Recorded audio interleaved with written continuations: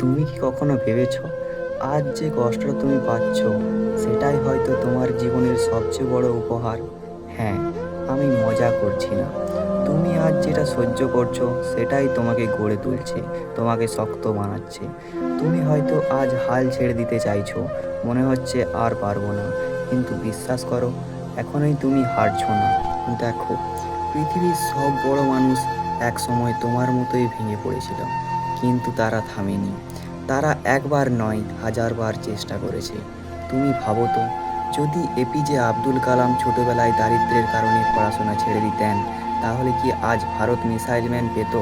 যদি Elon Musk রকেটের প্রথম 3টা ব্যর্থতার পর হাল ছেড়ে দিতেন, তাহলে কি স্পেস এক্স হতো? তোমারও সেই ক্ষমতা আছে, সেই আগুন আছে, কিন্তু তুমি এখনো বুঝে ওঠোনি। তুমি যেদিন নিজের স্বপ্নের জন্য রাস্তায় নামবে, ব্যর্থতা তোমাকে থামাতে পারবে না। কারণ তখন তুমি লড়বে তোমার ভেতরের হাল ছেড়ে দেওয়ার মানুষের সাথে। তুমি হয়তো ভাবছো, আমার হাতে টাকা নেই, সুযোগ নেই, বড় পরিচিতি নেই, কিন্তু ভাই, এই জিনিসগুলো শুরুর জন্য লাগে না। লাগে শুধু একটাই জিনিস, থামতে না পারা। যেদিন তুমি নিজের জন্য না, নিজের পরিবার, নিজের স্বপ্ন, নিজের সম্মানের জন্য লড়তে শুরু করবে, সেদিন তুমি বদলে যাবে।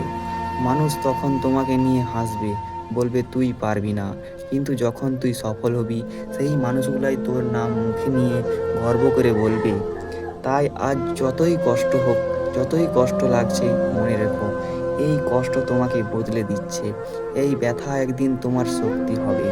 আর শেষ কথা, হাল ছেড়ে দেওয়া তো ভাই। ভিডিওটি যদি ভালো লেগে থাকে, তাহলে ভিডিওটিকে একটি লাইক করুন। তোমাদের এই লাইক আমাকে আরও মোটিভেট করবে এই ধরনের ভিডিও বানানোর জন্য।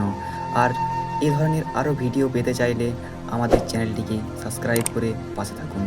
ধন্যবাদ। দেখা হচ্ছে পরের ভিডিওতে।